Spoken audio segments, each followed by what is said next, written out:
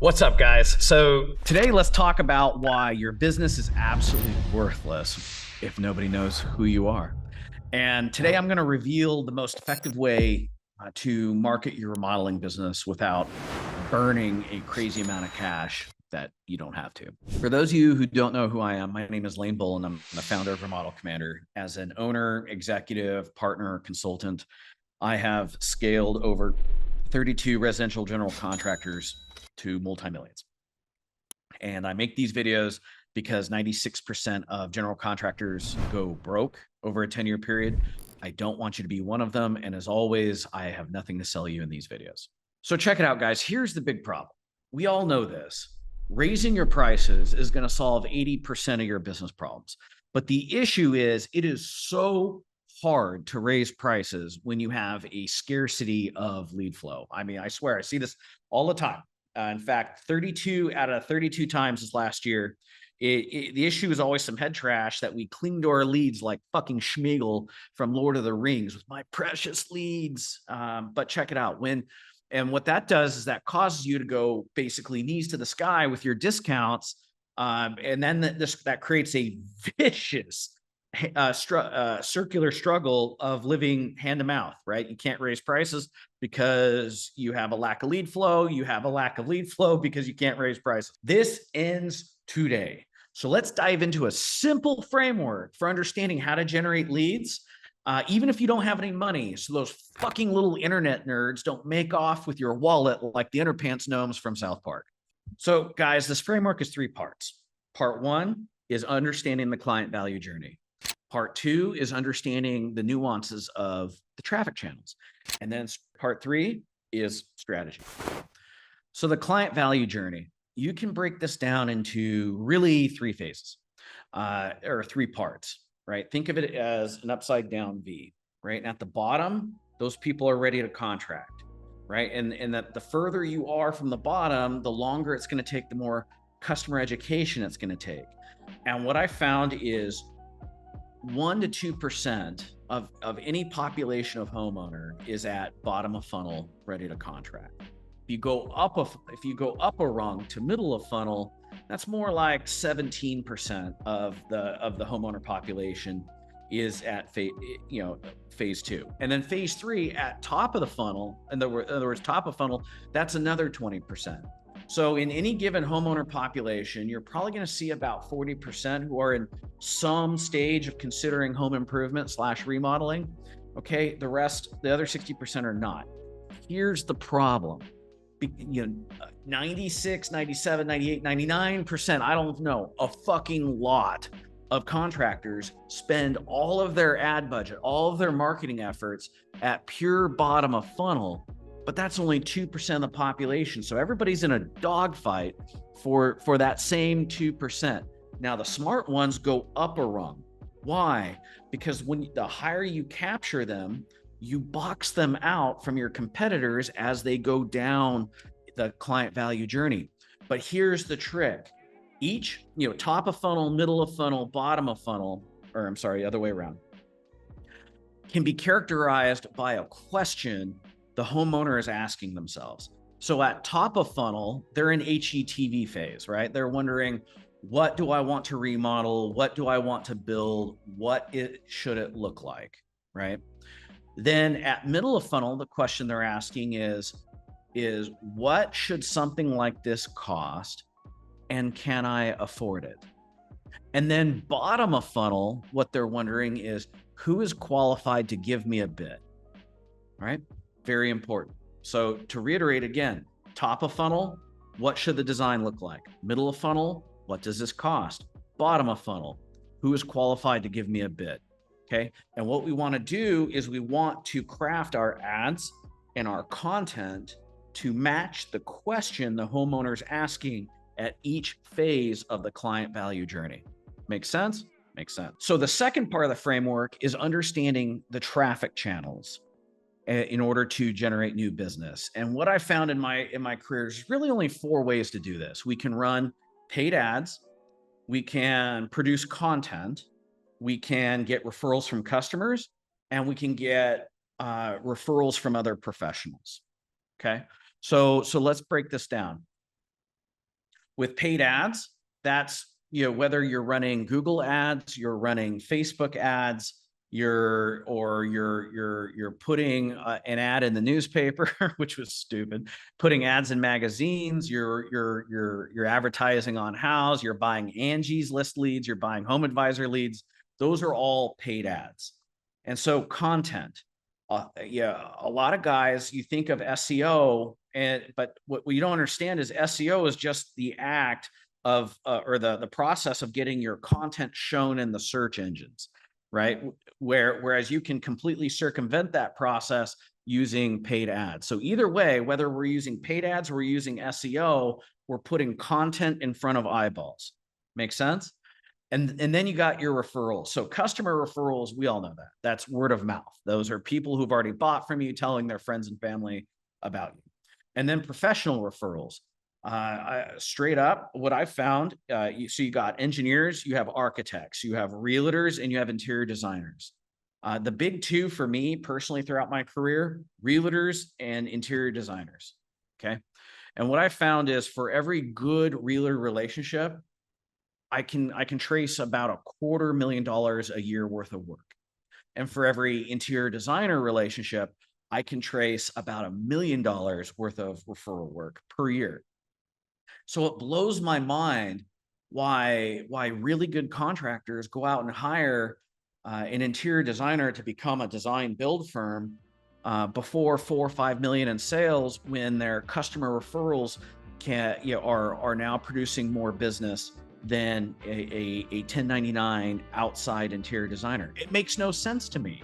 It's like, why would you take on that added cost to your overhead, which introduces risk to your business, and at the same time forego the referral potential of all those outside interior designers who will be hesitant to send you business if you have in-house design? Makes no sense to me. You don't need to hire an interior designer to be a design build firm. Headcount does not equal design build. Process equals design build. So, that's my TED talk on why you shouldn't hire in-house design until your customer referral base is bigger than your professional referral base. But anyway, okay. So now let's talk phase 3, which is strategy. And what I mean by strategy is crafting an offer to match the question, to answer the question being asked at each stage of the value journey, and selecting the appropriate traffic channel to deliver that offer to the correct audience. Here's what I mean by that. And again, this is just my experience, as a guy that helped my partner go from losing $250,000 on 7.9 million in sales to earning over 1.2 million on 11 million in sales, and doing that in just 6 months. So I hate to be an arrogant prick, but I know a thing or two about this. Anyway, so bottom of funnel, right? That coveted 2% of the market that's ready to contract right now. I understand we all got to eat. We don't have the time or the ability to properly educate and nurture these leads. So we need that fast cash right now. Got it. I'm going to tell you right now, while 96% of the market is zigging using paid ads, whether that's Home Advisor or Angie's List or Google ads or Google local services or social media ads, we're going to zag. Okay. I don't ever want you spending money on bottom of funnel leads with paid ads. It is a recipe to literally put, you may as well just put your money in a wastebasket, douse it with diesel, and light it on fire. There's such a better way to do this. And I'm telling you right now, the name of the game is, whoever can afford to spend the most money on a customer wins, right? Completely obliterates the market. So that's why it's like we want to be careful not to spend money when we don't have to, in order to conserve our budget, right? So hear me out. So bottom of funnel, where I want you to do is remember we talked about the 4 traffic channels. Bottom of funnel, professional referrals from realtors and designers.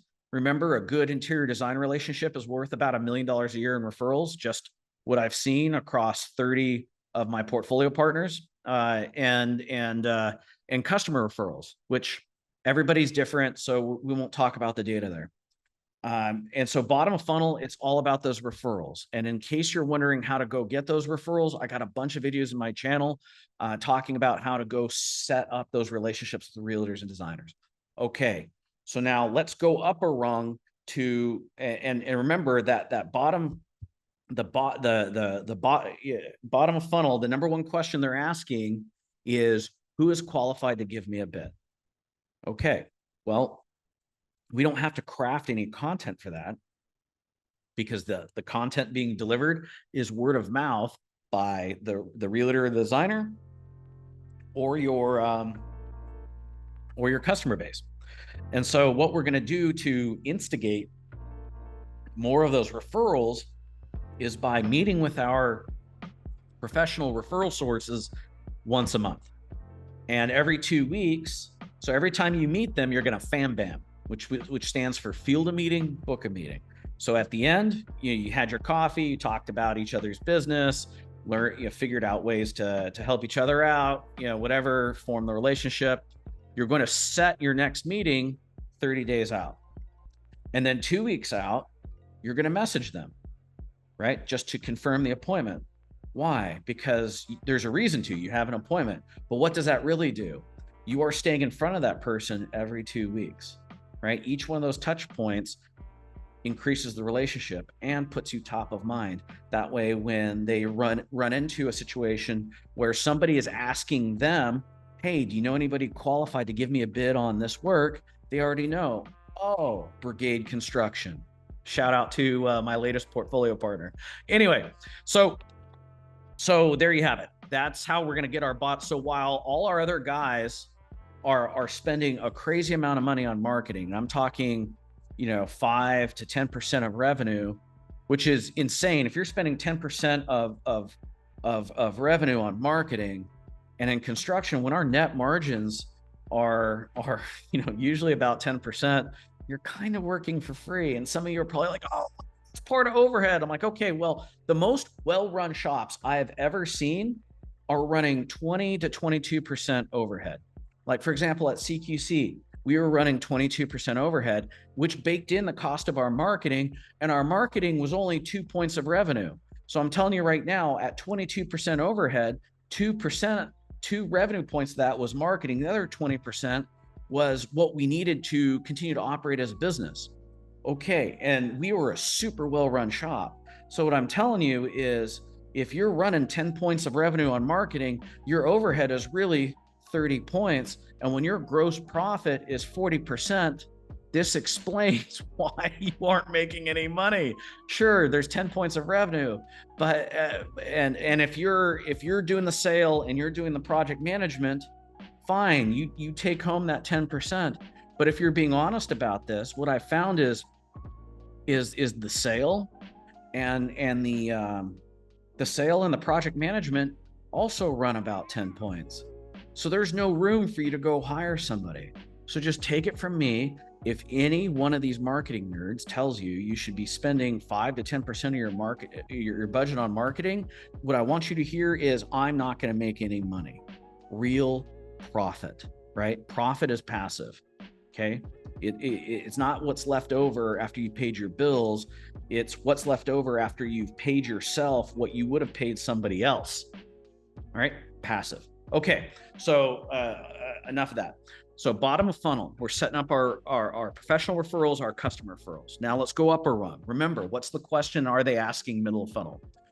What should something like this cost? Okay. There are a lot of well-meaning contractors that create these pricing pages, all good. But the thing is, all that is just, it's information. It's not very effective at capturing a lead.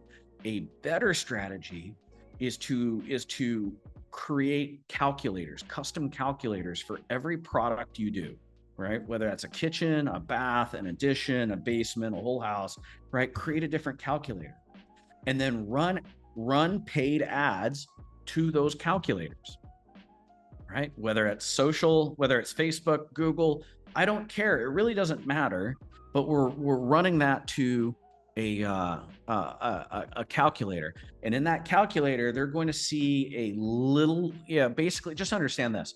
Customers don't understand what things cost. Okay. So don't use this as a sales qualifying tool. So if you put out real world numbers, your cost per lead is going to be crazy. Best practice, for example, let's use a whole home. I have never built a whole home for less than 270 a foot, period. Okay. So what I would do is I would go about 20% lower than that and have my calculator display a range, not a single number, but a range from 200 all the way to 600 a foot, right? That's to cover your ass when you begin your sales process with them, and your number comes in, it needs to be between that range. So we got to give your sales team enough room so that we don't make them liars. But at the same time, don't blow yourself out of the water by showing, in addition, like let's say this was an addition calculator, I would not show that at 350 a foot to 600 a foot. What I would show that is more like 200. So the whole point I'm trying to say is shade the low end of your range on the calculator down in order to capture more leads who don't, these homeowners, guys, they don't know what they don't know. They need you to educate them on what construction costs. That's not going to happen through the internet. It's only going to happen face to face, right? Just take it from me. I've done this a lot. Okay. So we're running paid ads. All right. So now at top of funnel, right? Remember, these people are curious about design. This is where I want you to create content and to SEO your content. And I want you to syndicate your content, which is a fancy word of saying distribute, across all social medias. And the best performing format are short videos, under 3 minutes. In fact, I'd rather it be under a minute, right? And you're posting these reels on Instagram, these stories on Facebook, these YouTube shorts, and it all needs to be focused on design. What's trending, what's timeless, what's cost effective, showing projects underway, right? A lot of contractors, create content centered around, just different tricks of the trade, right? In other words, how to build. That though they're producing great content, and I want to applaud their efforts, it's misguided, because remember, that's gonna speak to people that are considering DIY. But if we want to make a profit, we're not trying to convince a DIYer to hire us. That's always going to be a price discussion. What we're trying to do is we're trying to convince somebody who values convenience and speed and professionalism to enter into our funnel.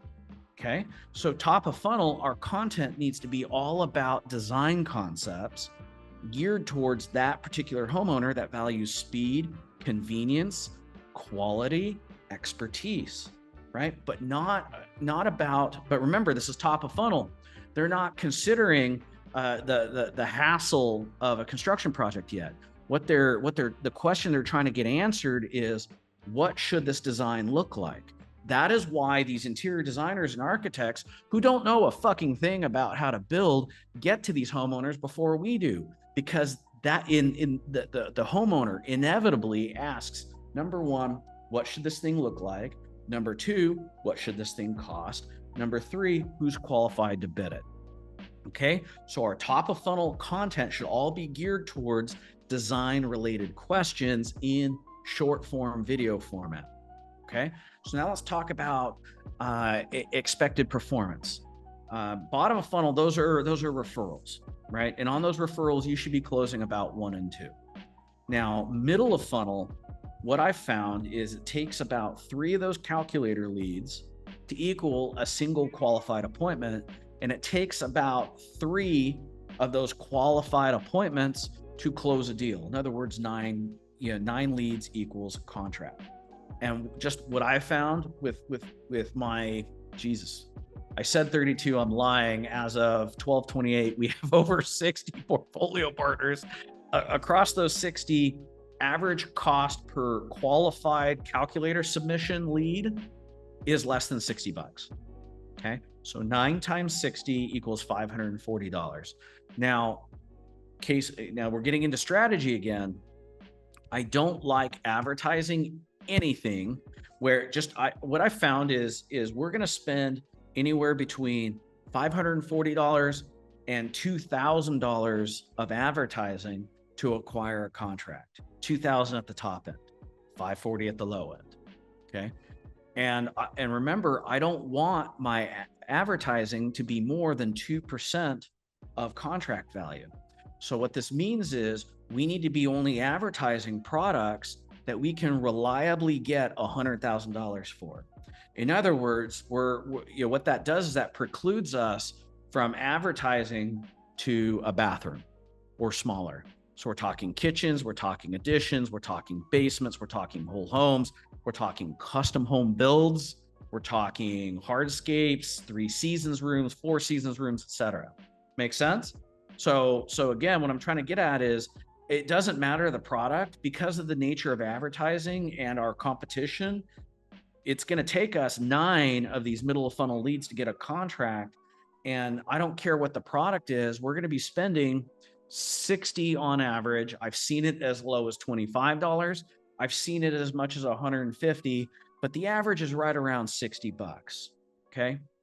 So just take that knowledge back and plan accordingly, but just keep yourself safe. I don't want to I don't want to advertise products that I can't sell for more than $100,000, because I know it's going to cost $2,000 no matter what the product is. So do you want to spend $2,000 to acquire a $20,000 bathroom and give up your profit to Facebook? Or do you want to spend $2,000 to acquire a $270,000 addition? Makes sense. Okay. And then top of funnel, the thing is, whether you're paying a $10 per hour Upwork employee to edit your video into entertaining shorts. Pro tip, Upwork.